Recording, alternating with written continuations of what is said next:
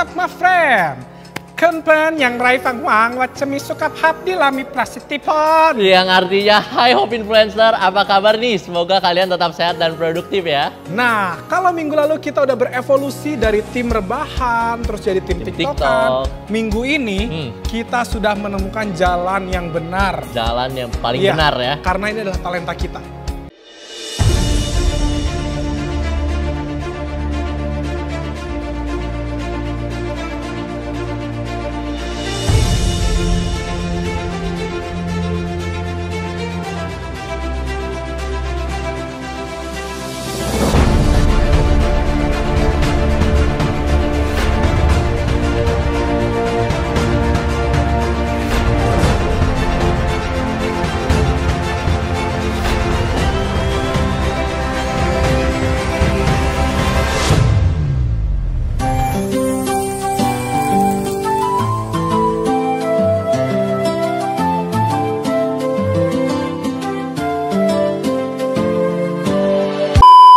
Welcome back di Ibadah Online Pelajar dan Mahasiswa GKPB Fajar Pengharapan. Dan kita juga pengen welcome siap teman-teman yang baru pertama kali join di ibadahnya kita. Kita pengen banget nih kenalan sama kalian. Gimana caranya? Langsung aja akses link atau QR Code di bawah ini dan kalian juga bisa dapetin welcome gift dari kita. Dan yang pastinya kita nggak bakal lupa, kita pengen ngucapin selamat buat setiap teman-teman kelas 12 yang baru aja lulus dari SMA. Yes, congratulations for you guys. Mereka tapi di wisuda kan? Iya, kayaknya. Nah, selain itu kita juga mau ngingetin teman-teman tetap dapat memberikan persembahan melalui nomor rekening di bawah ini atau langsung aja scan QR Code di layar kalian menggunakan aplikasi e-wallet apapun. Dan untuk teman-teman yang ingin konseling ataupun didoakan, para konselor kita siap untuk membantu teman-teman semua. Jadi nggak usah ragu buat langsung WhatsApp nomor yang ada di bawah ini. So, siapin hati kalian and enjoy the service. Come on anak muda dimanapun kalian berada, mari sama-sama kita naikkan pujian yang terbaik bagi dia, come on. You are God, say, you will lift your mind. We keep singing, we keep praising, we won't stop. Giving only God is so worthy of all glory. Oh, there is no other, you are forever, Lord of Lord. There's nobody like you, no one beside you. Go and say, to you.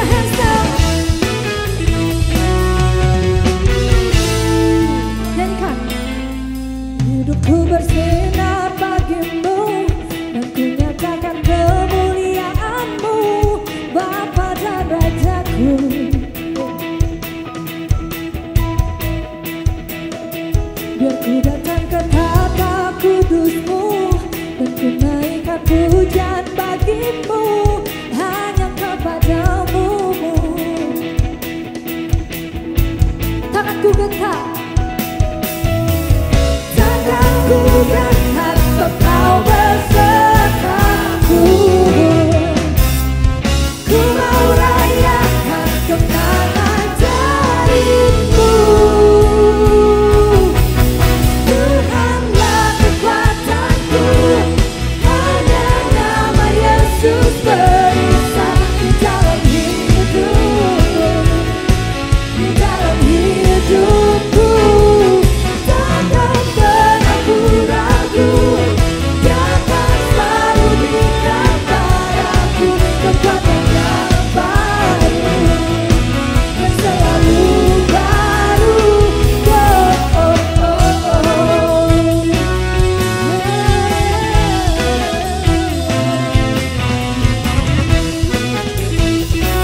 Dengan segala kami kita nyanyikan, say. Biar hidupku bersinar bagi-Mu dan ku nyatakan kemuliaan-Mu, Bapa dan Rajaku, Bapa dan Rajaku.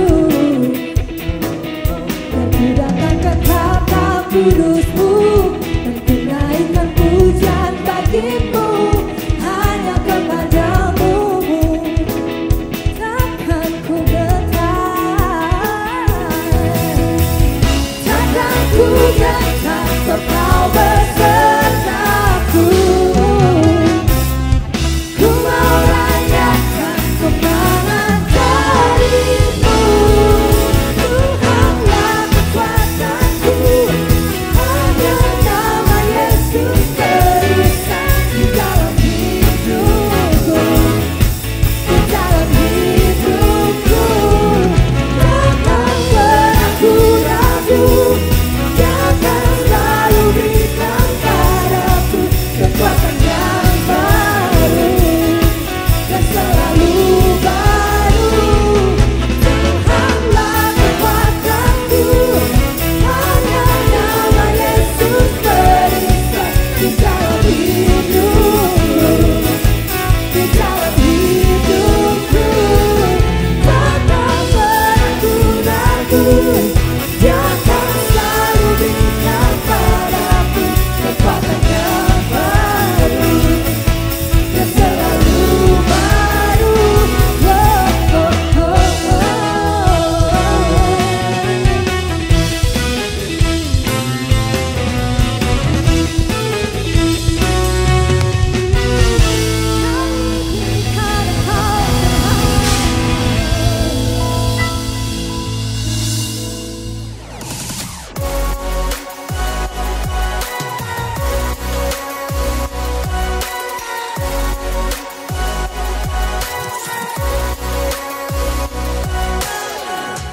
Halo teman-teman, tetap semangat menjalani studi dan work from home. Dan kita tidak punya alasan untuk hidup dalam ketakutan ataupun rasa khawatir yang berlebihan, karena Allah yang berkuasa dan penuh kasih menyertai setiap daripada kita. Selamat datang juga untuk teman-teman yang baru pertama kali bergabung, entah kamu dari Jakarta, Medan, Semarang, dan kota-kota lainnya. Kamu tidak perlu merasa asing di tengah-tengah ibadah online ini. Justru kami ingin mengenal teman-teman lebih jauh lagi dan kalian bisa dapatkan informasi lebih lanjut di akhir dari khotbah ini.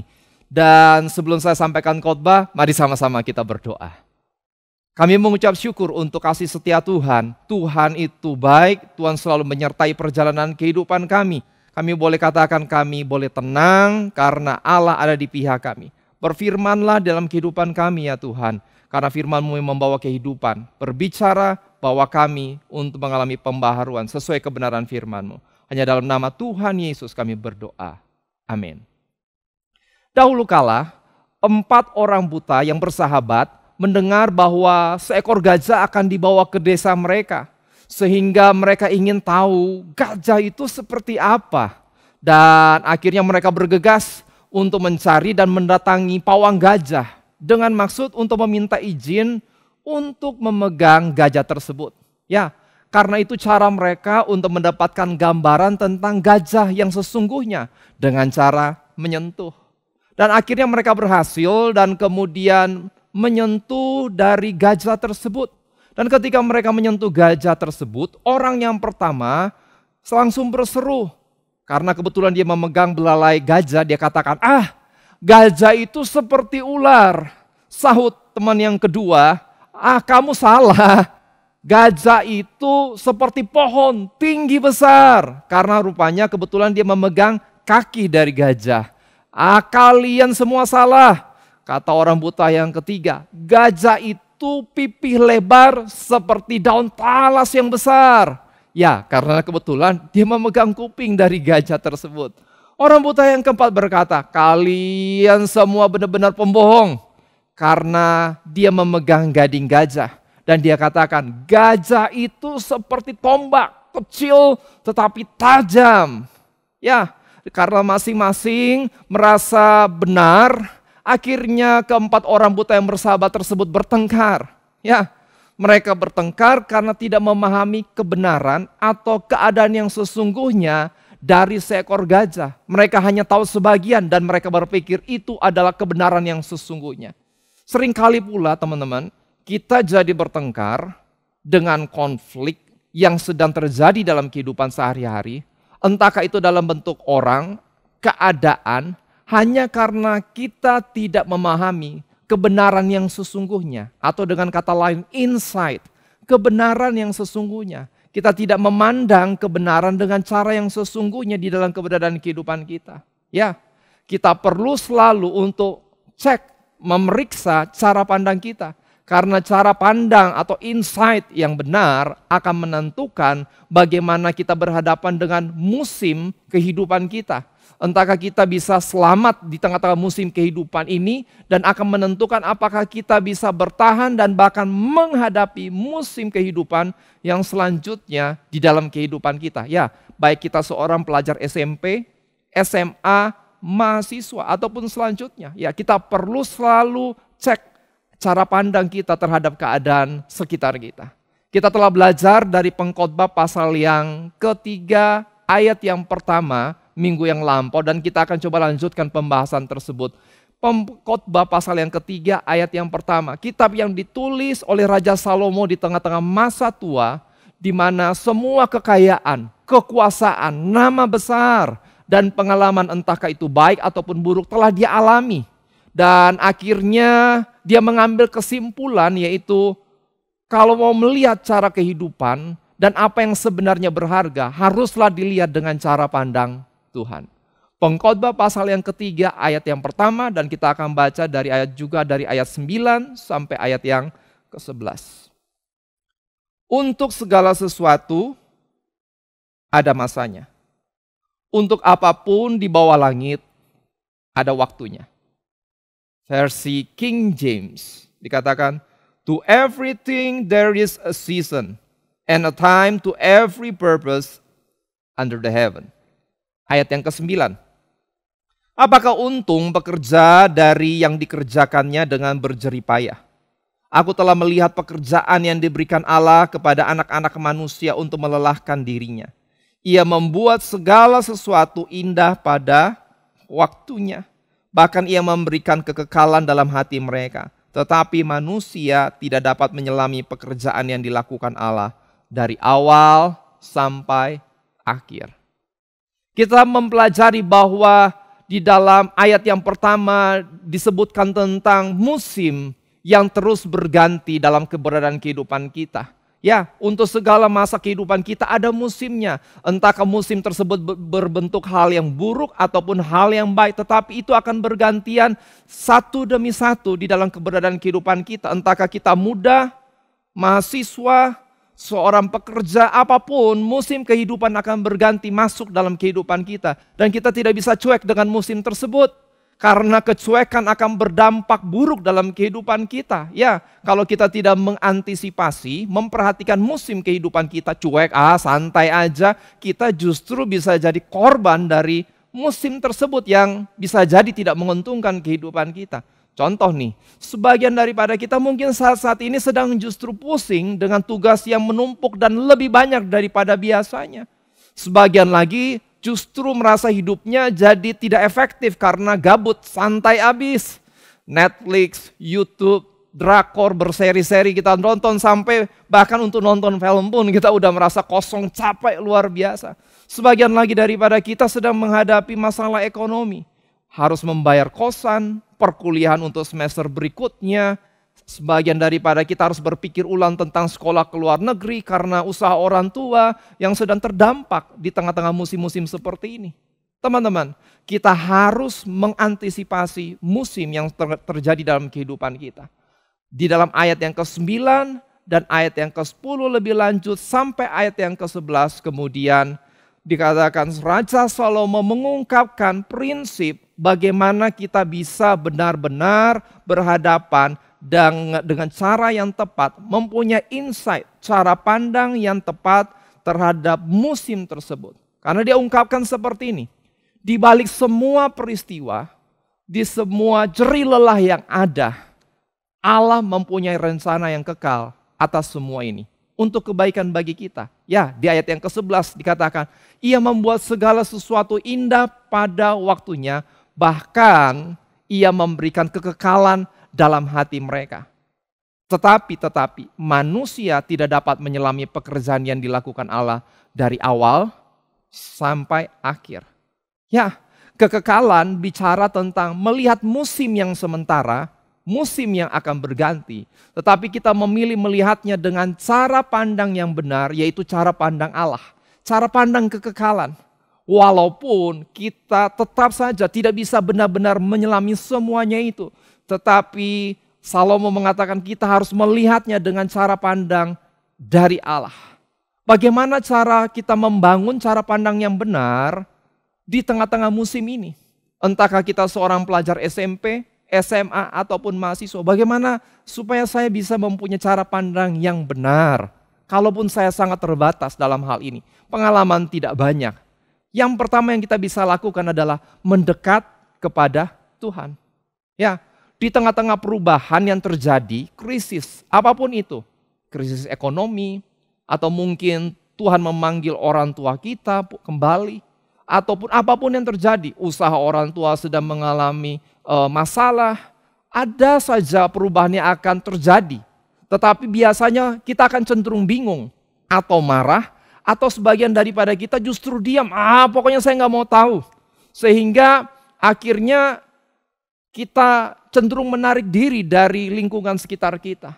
Tetapi kita harus tahu keadaannya, bahwa di satu sisi kita harus mengambil keputusan untuk melihat dengan cara pandang yang benar atas semuanya. Insight. Karena itu yang paling penting yaitu kita mengambil langkah untuk mendekat kepada Tuhan.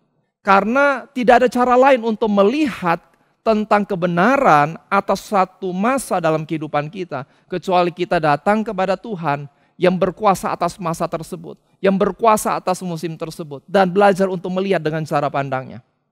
Sang pemazmur mengatakan hal ini di dalam Mazmur pasal yang ke-86 ayat yang ke-7. Sang pemazmur curhat ketika dia mengalami masa-masa krisis dalam kehidupannya. Masa-masa yang tidak enak. Dia katakan seperti ini. Pada hari kesesakanku, aku berseru kepadamu. Sebab engkau menjawab aku. Sang pemazmur sadar. Di tengah-tengah krisis, keadaan yang tidak bisa dikontrol. Tuhan tetap berkuasa atas segala keadaan tersebut. Sehingga hal ini pula disampaikan Yeremia pasal yang ke-33 ayat yang ke-3. Saya bacakan buat setiap daripada kita. Yeremia pasal yang ke-33 ayat yang ke-3 dikatakan, berserulah kepadaku, maka aku akan menjawab engkau dan akan memberitahukan kepadamu hal-hal yang besar dan yang tidak terpahami, yakni hal-hal yang tidak kau ketahui. Ya, bahkan di tengah-tengah pergumulan bangsa Israel, Tuhan menyampaikan firman Tuhan lewat Nabi Yeremia. Datang kepadaku, kalaupun engkau sedang kalut, engkau tidak tahu jalan keluar, bingung, datang kepadaku. Karena aku akan mengungkapkan hal-hal yang tidak engkau ketahui, rancanganku. Sehingga maksud Tuhan atas setiap musim yang kita jalani, jalan keluar atas musim ini hanya kita bisa dapatkan di dalam Tuhan. Pertanyaan saya buat setiap daripada kita, di tengah-tengah saat seperti ini, apakah kita lebih mendekat kepada Tuhan? Atau jangan-jangan justru kita lebih santai abis terhadap Tuhan? Apakah kita benar-benar mengusahakan diri? Atau jangan-jangan bahkan ibadah pun kita seingatnya. Kita perlu untuk mendekat kepada Tuhan justru di saat-saat kita bingung seperti ini. Mendekat kepada Tuhan itu seperti apa sih? Sederhana teman-teman. Hal ini kita bisa lihat lewat ibadah kita sehari-hari. Ya, ibadah kita kepada Tuhan.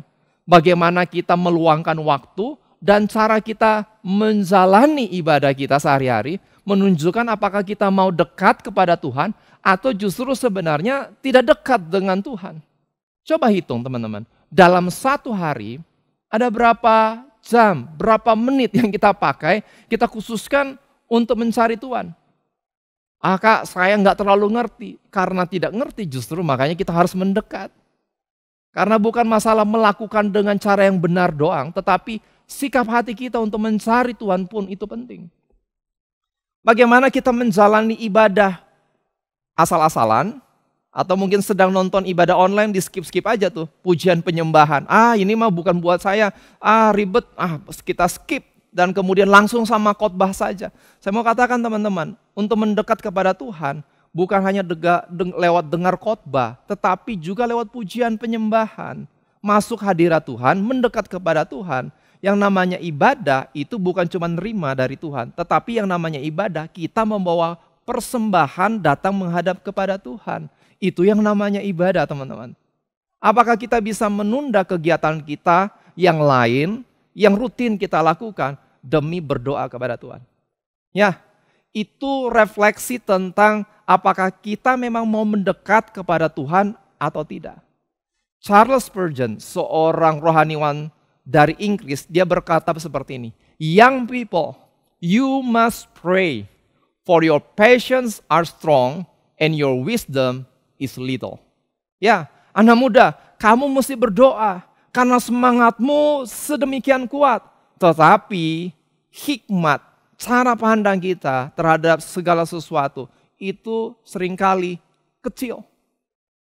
Sehingga saya mau katakan, semakin kita tidak mengerti keadaan yang kita hadapi dalam hari-hari ini, semakin mendesak kebutuhan kita untuk berdoa teman-teman. Semakin kita tidak mengerti keadaan yang terjadi dalam kehidupan kita, semakin kita mendesak untuk kebutuhan untuk berdoa di dalam kehidupan kita. Saya ulangi sekali lagi, semakin kita tidak mengerti akan keadaan yang terjadi, justru semakin mendesak kebutuhan kita untuk berdoa.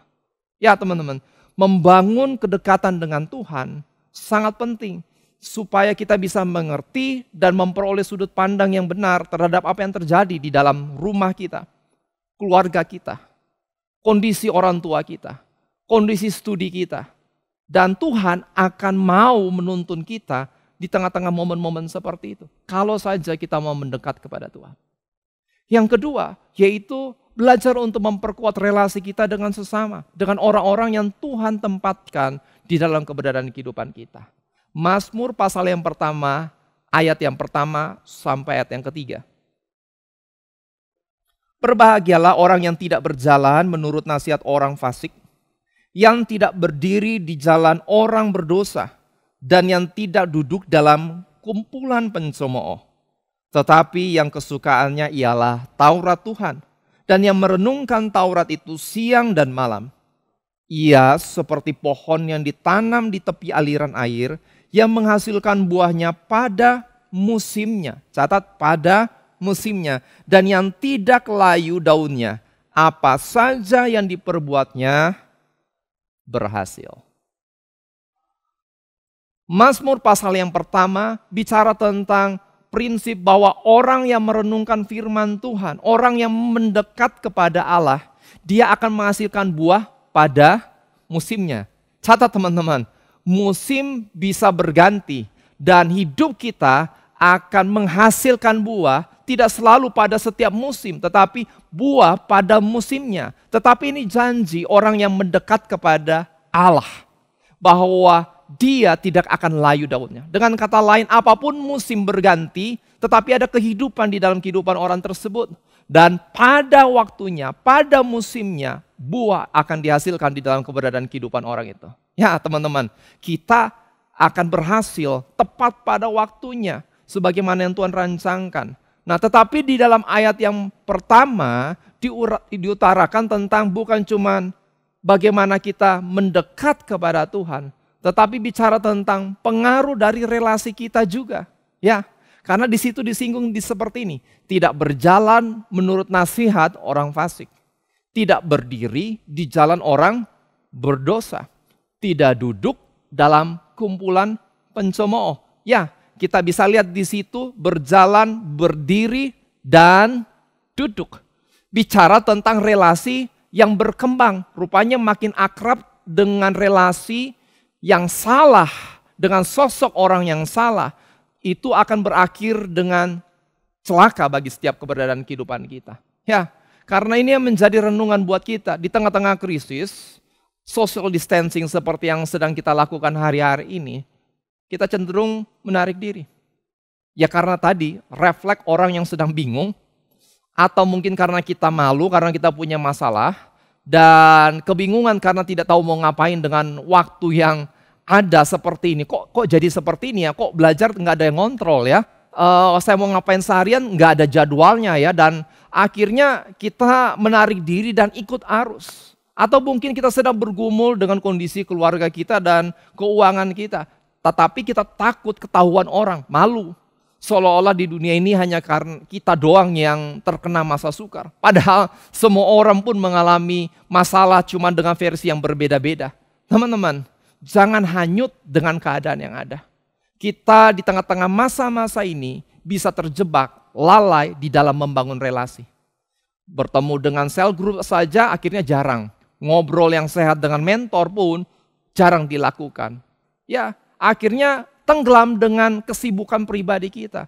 Saya mau katakan dengan jelas, kalau kita ingin mendapatkan insight yang tepat, yang pertama kita harus belajar untuk mendekat kepada Allah. Tetapi bagian yang berikutnya adalah membangun relasi yang sehat, sekalipun social distancing, membangun relasi yang sehat dengan orang-orang yang Tuhan tempatkan untuk menguatkan kita sesuai kebenaran firman Tuhan.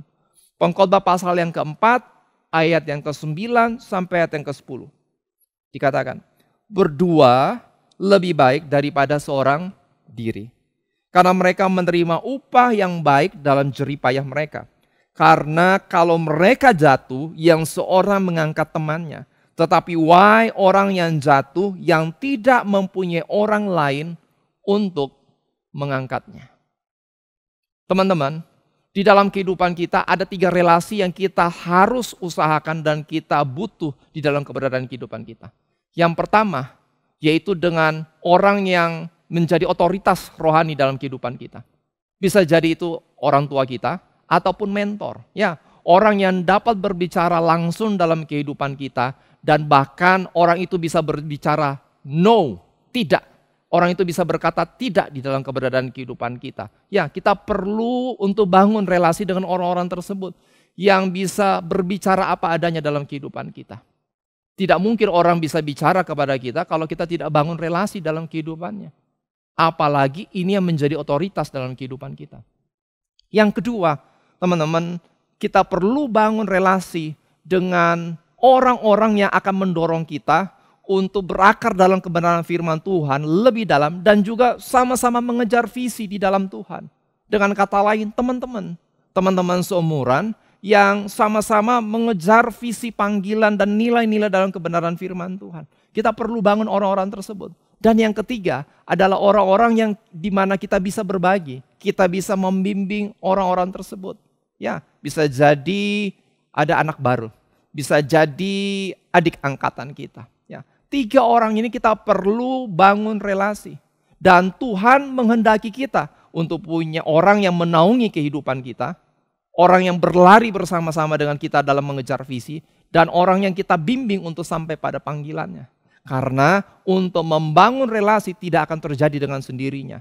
Relasi itu harus dibangun. Relasi harus dibangun dengan sengaja. Ya, mendapatkan relasi yang sehat tersebut harus dibangun dengan sengaja. Hari ini teman-teman, coba cek dengan rutinitas kita. Apakah kita punya waktu dan mau meluangkan waktu untuk bertemu dengan teman-teman seiman. Untuk kita bisa cerita. Atau jangan-jangan sel group pun kita hanya sekedar untuk hai-hai, main. Tetapi kita nggak pernah curhat yang dalam. Kita nggak pernah ngobrol apa yang sebenarnya menjadi pergumulan kita. Hari ini saya mau mengajak kalian, ayo terlibat di dalam sel group online yang kita punya. Kalau kamu belum terlibat dalam sel group. Dan kalaupun kamu sudah terlibat, belajarlah untuk bangun relasi yang nyata, relasi yang benar dengan teman-temanmu. Jangan menjauhkan diri dari pertemuan orang-orang beriman. Alkisah seorang anak muda yang baru melamar kerja menjadi seorang penebang pohon.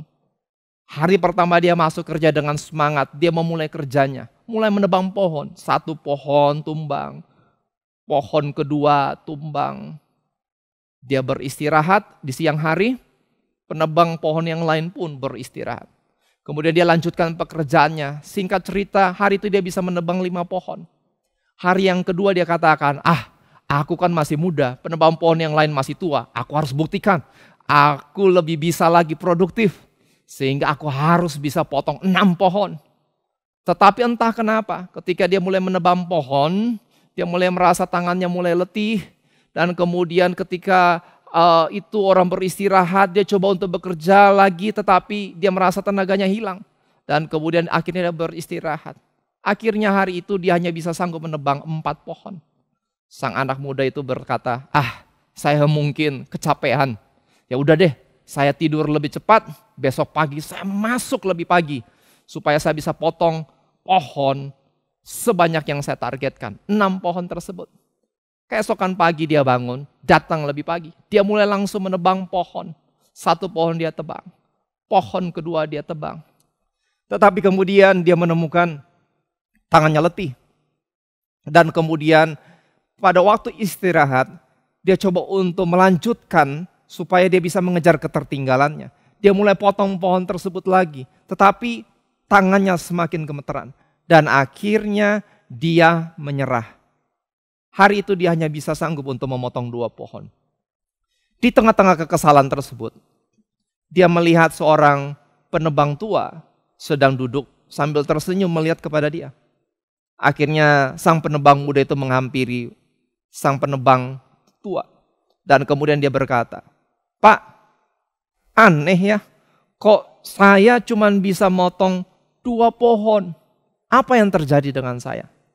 Sambil tersenyum, sang penebang tua tersebut berkata, "Setiap pagi dan setiap siang, sebelum saya mulai memotong pohon, sebelum saya mulai menebang pohon, saya harus meluangkan waktu saya untuk mengasah kapak saya. Dan ketika mata kapak tersebut saya asah, baru saya pergi untuk menebang pohon. Demikian pada siang hari juga, ketika beristirahat, saya ambil waktu saya untuk beristirahat supaya saya punya tenaga kembali. Dan bukan cuma itu, tetapi saya mengasah mata kapak saya supaya kembali tajam. Sehingga saya bisa memotong dengan efektif tanpa harus keluar tenaga terlalu banyak. Setiap hari itu yang saya lakukan." Ya, sang penebang muda tersebut akhirnya sadar akan kesalahannya. Dia mendapat insight, cara pandang yang benar tentang prinsip untuk menebang pohon. Tetapi dari mana dia bisa tahu? Karena dia membangun relasi dengan sang penebang pohon yang tua. Ya, kita perlu untuk bangun relasi karena Tuhan berbicara bukan hanya dari satu pihak. Bahwa Tuhan berbicara bukan hanya dari atas, tetapi Tuhan seringkali berbicara lewat orang-orang yang Tuhan tempatkan di dalam keberadaan kehidupan kita. Teman-teman, saya mau mengingatkan, jangan ikut arus di tengah-tengah keadaan seperti ini. Justru seharusnya kita mawas diri, seharusnya kita harus melihat ada yang harus kita lakukan untuk kehidupan keluarga kita, untuk studi kita, untuk kehidupan kerohanian kita. Ingat teman-teman, ikan yang ikut arus itu ikan mati. Ikan yang hidup pasti akan melawan arus. Demikian pula dengan kita. Musim boleh berganti, tetapi bukan berarti kita harus jadi korban dari musim tersebut. Justru kita harus maju apapun musim yang Tuhan izinkan terjadi dalam kehidupan kita. Unafraid, yaitu hidup beriman. sehingga kita tidak hanyut oleh keadaan. Iman yang disertai tindakan. Dari mana kita bisa mulai? Punyalah cara pandang yang benar dari Tuhan dan juga lewat orang-orang yang Dia izinkan ada di dalam keberadaan kehidupan kita. Teman-teman, kalau engkau sedang merasa dalam hari-hari ini kehidupanmu merosot, cara engkau mengatur waktu, cara engkau menjalani studi, relasimu pun merosot, teman-teman yang semestinya dekat hari-hari ini justru jauh, bahkan mentor yang semestinya berbicara dalam kehidupanmu justru engkau menjauhinya. Cell group di mana biasa engkau bertemu tetapi justru engkau sengaja menghindar dari pertemuan cell group tersebut. Saya mau katakan, ayo bangkit kembali, bangun kembali kebiasaan yang baru. Dan untuk itu saya mengajak engkau ambil keputusan hari ini di dalam doa kita bersama-sama. Bapa yang di surga, hari ini kami mengucap syukur untuk kebenaran firman. Engkau memanggil kami untuk bisa mawas diri, untuk melihat keadaan hari ini.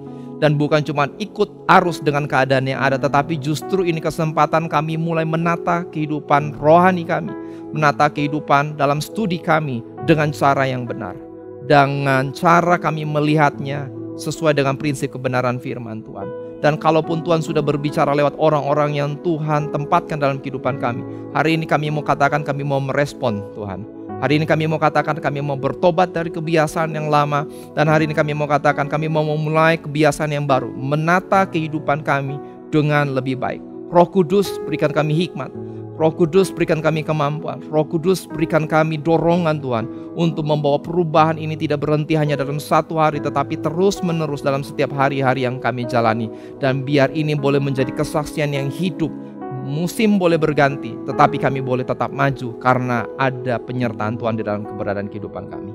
Dan mari sama-sama kita tutup ibadah hari ini di dalam doa berkat. Bapa yang di sorga, aku melepaskan berkat atas kehidupan setiap teman-teman di tengah-tengah ibadah online ini Bapa. Apapun yang menjadi pergumulan mereka, biar hikmat yang datangnya daripada Allah itu menyertai kehidupan mereka, memenuhi kehidupan mereka.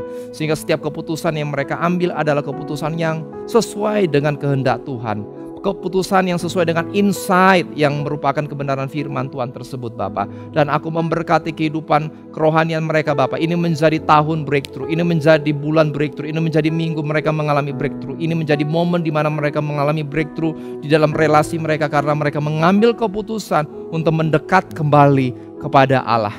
Dan Tuhan yang memberkati mereka Bapak di dalam kondisi finansial. Orang boleh katakan susah, orang boleh katakan sulit, tetapi kami percaya ada kelimpahan yang datangnya daripada Allah untuk setiap musim kehidupan kami Bapak.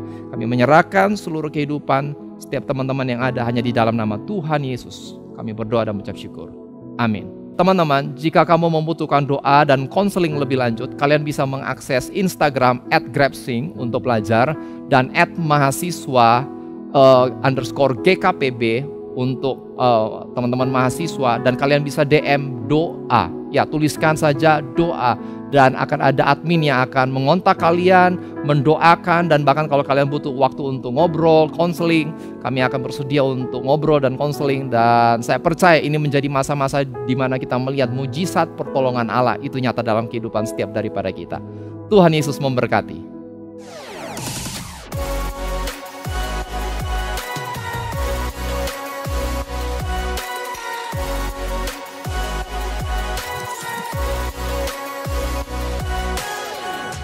Wow, anyway, gimana menurut lo ibadah hari ini? Keren banget sih Ses, gua jadi punya insight baru untuk menghadapi season ini. Wah ya, pastinya kita juga mengucapin thank you buat setiap teman-teman yang udah stay tune sampai akhir ibadah ini. Dan kalau kalian merasa ibadah ini memberkati kalian, jangan lupa langsung share link ibadahnya ke siapa aja. Bisa ke keluarga, bisa ke teman-teman kalian juga, bahkan bisa juga kalian sebarin ke followers Instagramnya kalian. Bisa banget. Dan kita percaya tindakan kecil yang kita lakuin mungkin cuman share, tapi itu bisa berdampak besar buat orang lain loh. Ya, kayak apa yang Kak Titi bilang waktu itu kan, small giving can be a great blessing. Nah, jangan lupa follow us on Instagram @grabsing dan @mahasiswa_GKPB untuk tahu semua informasi yang udah kita bagiin tadi. Nah, kita mau pamit. Iya, kita mau pamit. Nah, kalau gitu kasih pantun dong. Siap. Masak air harus mendidih. Cakep. Jangan lupa matiin kompornya. Bye.